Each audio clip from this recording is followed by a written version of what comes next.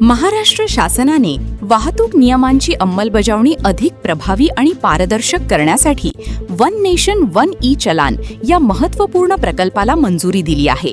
या निर्णयामुळे राज्यातील वाहतूक उल्लंघनांची नोंद पूर्णपणे डिजिटल पद्धतीने केली जाणार असून देशभरात एकसंध प्रणालीद्वारे दंडवसुली सुलभ होणार आहे. वाढत्या अपघातांचे प्रमाण आणि नियमभंगाच्या घटनांवर नियंत्रण मिळवण्यासाठी हा उपक्रम महत्त्वाचा ठरणार आहे.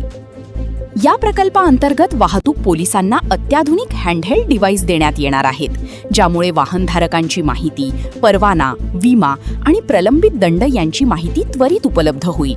त्यामुळे नियमभंग करणाऱ्यांवर तत्काळ कारवाई करणे शक्य होणार आहे. यासोबतच ई चलान प्रणाली राष्ट्रीय डेटाबेसशी जोडली जाणार असल्यामुळे राज्याबाहेर केलेल्या नियमभंगाची नोंद आणि दंड प्रक्रिया देखील प्रभावीपणे पार पडेल. गेल्या काही वर्षात शहरी भागात वाहतूक नियमांचे उल्लंघन मोठ्या प्रमाणावर वाढले आहे.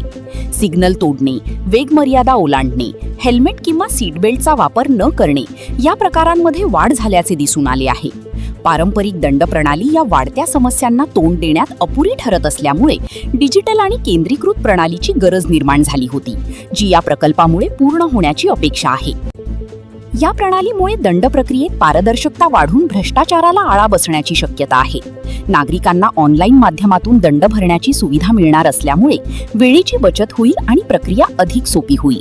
प्रशासनाने टप्प्याटप्प्याने या प्रकल्पाची अंमलबजावणी करण्याचे संकेत दिले असून सुरुवातीला मोठ्या शहरांमध्ये हा उपक्रम राबवून नंतर संपूर्ण राज्यात विस्तार केला जाणार आहे.